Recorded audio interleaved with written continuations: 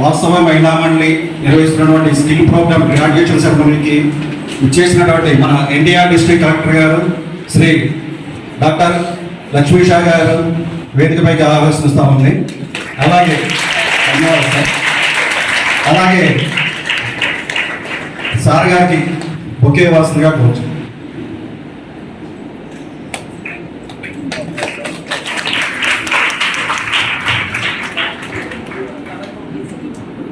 మన వాస్తవ మహిళా మండలి ప్రెసిడెంట్ డాక్టర్ బి కీర్తి గారికి బుకే ఇవ్వాల్సిందిగా కోరుచు.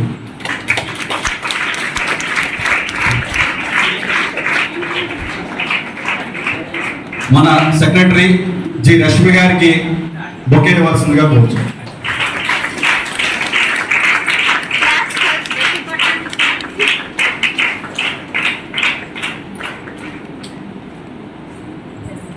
కూర్చోండి.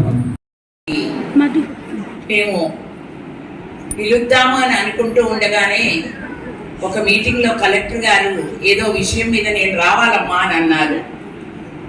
ఈ మీటింగ్ అవగానే మిమ్మల్ని పిలుద్దాము అని మేము అనుకున్నామండి అని చెప్పడం జరిగింది.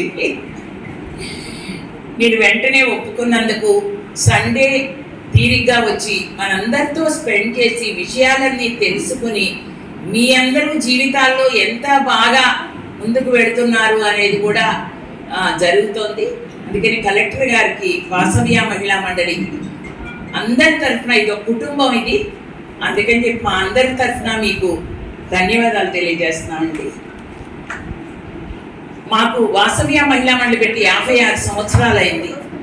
అప్పటి నుంచి కూడా ఇది ఒక ఉద్యమంలాగా ప్రారంభించి ఇప్పటికీ ఒక ఉద్యమ స్ఫూర్తితోనే రిజిస్టర్డ్ ఆర్గనైజేషన్గా వెళ్తోంది. ప్రాజెక్టుల కంటే కూడా మేము ఎక్కువ ప్రాముఖ్యత ఇచ్చేది social transformation and impactful life మీద. ఎందుకంటే ప్రాజెక్టులు అనేవి వాళ్ళు ఉంటాయి, రేపు వెళ్ళిపోతాయి, స్కీములు ఇవాళ ఉంటాయి, రేపు వెళ్ళిపోతాయి. కానీ జీవితంలో ఆ స్త్రీలందరూ చేంజ్ మేకర్స్ అవ్వాలి, వాళ్ళు మళ్ళీ ఇంకో 10 మందికి ఆదర్శం అయ్యేటట్లుగా ఉండే గర్ల్స్ని అలాగే ఉమెన్ని కూడా ఇక్కడ తయారు చేయడం అనేది, వాళ్ళు ఒక రెస్పెక్టబుల్ లైఫ్తో, డిగ్నిటీతో సమాజంలో బతకాలి అనే దాంతో ఈ సంస్థని స్థాపించడం జరిగింది. వాసవ్య అనేది అక్రోనిమ్, వాస్తవికత, సంఘ దృష్టి, వ్యక్తిత్వం.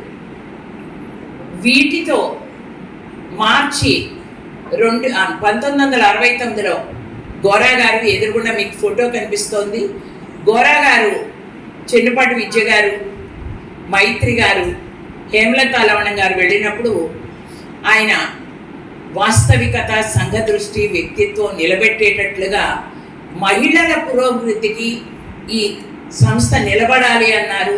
56 సంవత్సరాలుగా జరుగుతున్న ఈ ప్రయాణంలో మేము second generation spearheading this organisation, and we have trained the third and fourth generation who are going to take over it and lead it. నార్మల్గా మనం ఎన్జిఓల్లో ఒక జనరేషన్ అయ్యేసరికి అది వ్యక్తి సెంటర్డ్గా ఉంటుంది కాబట్టి అవి క్లోజ్ అయిపోతూ ఉంటాయి. కానీ ఇక్కడ ఏంటంటే ఇన్స్టిట్యూషన్ అనేది ఒక అంబ్రెల్లా, దాని కింద అందరం కూడా కార్యకర్తలం మాత్రమే మేము. సో కార్యకర్త స్ఫూర్తితో గాంధీ గారు ఎలా అయితే స్వాతంత్రోద్యమంలో కార్యకర్తలుగా అందరినీ ముందుకు తీసుకెళ్లారో, అందరం కూడా మేము కార్యకర్తలుగా ముందుకు వెళుతూ ఉన్నాము. మాకు ప్రభుత్వం ఎప్పుడు కావాలంటే అప్పుడు 56 సంవత్సరాలుగా సహకరించడం, ఇక్కడికి వచ్చిన కలెక్టర్లందరూ కూడా మా వర్క్ని ఎప్రిషియేట్ చేయడమే కాకుండా కొలాబరేటివ్గా ఎన్నో ప్రోగ్రామ్స్, అలాగే మేము ఇన్నోవేటివ్గా పైలట్ చేస్తూ ఉంటాం చాలా. మాకు వాటన్నిటినీ కూడా మళ్ళీ స్కేలప్ చేయడానికి కూడా గవర్నమెంటు స్టేట్ వైడ్గా కూడా తీసుకున్న ప్రోగ్రామ్స్ ఉన్నాయి. అట్లాగా మీకు మచ్చుకు చెప్తే, ఎందుకంటే మీరు స్కిల్ డెవలప్మెంట్ అంతా చూశారు కాబట్టి మన ఎన్టీఆర్ జిల్లాలో రాష్ట్రంలో ఎక్కడా లేని ఒకటి జరుగుతోంది. 2024 ఏప్రిల్ నుంచి నేషనల్ మెంటల్ హెల్త్ ప్రోగ్రామ్ ఉంది. దానిలో district mental health programme, state mental health programme ఉండాలి. కానీ అవి స్ట్రెంగ్థన్ అవ్వలేదు కాబట్టి ఇనిషియేషన్ కూడా చాలా తక్కువగా ఉంది. కాబట్టి మానసిక ఆరోగ్యం అనేది చాలా ప్రధానం. మనం మొన్నటి వరకు యోగాంధ్ర అని చేసుకున్నాము. ఎంతో స్ట్రెస్తో అలా ప్రతి వాళ్ళని కూడా ఎవరి జీవితంలో వాళ్ళు ఉంటున్నాం కాబట్టి కలెక్టర్ గారికి ఆయనకి స్ట్రెస్ ఉంటుంది, నాకు నా స్ట్రెస్ ఉంటుంది, మీకు మీ స్ట్రెస్ ఉంటుంది, రశ్మి గారి స్ట్రెస్ ఉంటుంది, పిల్లలకి పిల్లల స్ట్రెస్ ఉంటుంది. అందుకని చెప్పి ఇబ్రహీంపట్నం మండలాన్ని మనం ఒక మోడల్ మండలంగా తయారు చేస్తున్నాము. మిమ్మల్ని ఒకసారి ఆహ్వానిస్తాం. అక్కడ కొండపల్లిలో మనకి బిర్లా వాళ్ళది కంపెనీ రన్ అవుతోంది.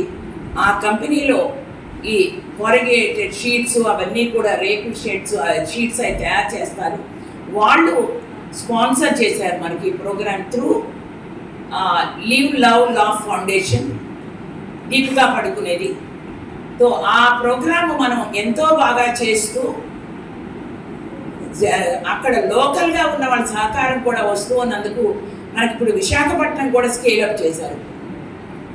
ఈ బిర్లా ఫౌండేషన్ వాళ్ళ సపోర్ట్తో మళ్ళీ విశాఖపట్నంలో కూడా 3 మండలాలు తీసుకుని అక్కడ కూడా చేస్తున్నాం మనం. అందుకని మీరు ఒకసారి మా ఇబ్రహీంపట్నం మండలం ప్రోగ్రాం కూడా అక్కడ 568 already people with mental illness వాళ్ళని రీచ్ అవ్వడం అనేది జరిగింది.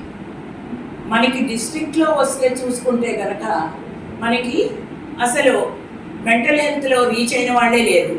కానీ మనకి ప్రోగ్రామ్ డోర్ టు డోర్ చేయడం వల్ల 568 మందిని రీచ్ అయ్యాము. అంటే ఎంత నెసెసిటీ ఉంది. ఒక మండలంలోనే 568 మంది మెంటల్ హెల్త్ నీడ్స్ ఉన్న వాళ్ళు ఉన్నారు.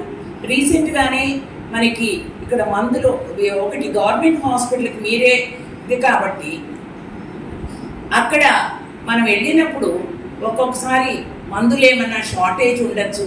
అట్లాగే psychiatrist scarcity is so much. తర్వాత బెడ్స్ ఓన్లీ 20+ ఉన్నాయి, 23-28 బెడ్స్ ఉన్నాయి, అవి చాలట్లేదు. మనకి ఇన్పేషెంట్గా అయితేనే మనం వీళ్ళని డిజేబిలిటీ కార్డ్ అనేది వస్తుంది. డిజేబిలిటీ కార్డ్ రావాలి అంటే ఇన్పేషెంట్ అవ్వాలి. So there is a very close link. So వాళ్ళు లైఫ్ లాంగ్ అన్ప్రొడక్టివ్ అయిపోయినా కూడా మనం చేయలేకపోతున్నాం. ఇప్పుడు మనం దీన్ని జిల్లాని ఒక మోడల్గా చేస్తున్నాం కాబట్టి మనం ఇబ్రహీంపట్నం మండలాన్ని మనం గవర్నమెంట్ హాస్పిటల్లో బెడ్స్ పెంచి వీళ్ళకి ఇన్పేషెంట్గా జరిగితే కనుక వాళ్ళకి అక్కడ మెంటల్ హెల్త్ కార్డ్స్ వచ్చి వాళ్ళకు కూడా పెన్షన్స్ వచ్చి వాళ్ళు కూడా జీవితంలో ఇంకొకరి మీద ఆర్థికంగా ఇదే అవ్వకుండా డిపెండ్ అవ్వకుండా వాళ్ళు కూడా చేయగలుగుతారు. తర్వాత ఇంకొకటి నేను చెప్పాలి అనుకుంది, హెచ్సిఎల్ ఫౌండేషన్ వాళ్ళు ఇప్పుడు మీరు చూసింది స్కిల్లింగ్ ఇవన్నీ చూశారు. మొన్న డిజాస్టర్లో కూడా చాలా సపోర్ట్ చేశారు. మనకి డ్రై రేషన్ ఇచ్చి, కుక్డ్ ఫుడ్ ఇచ్చి, తర్వాత కొన్ని చోట్ల అదర్ ఆస్పెక్ట్స్ కూడా ఇచ్చారు. గన్నవరంలో అయితే ఎంఆర్ఓ ఆఫీస్కి రూఫ్ అంతా లేచిపోయింది వర్షాలకి, దానికి ఇచ్చారు. ఇప్పుడు Thank you for watching. Please like, share and subscribe. For more updates, click bell icon.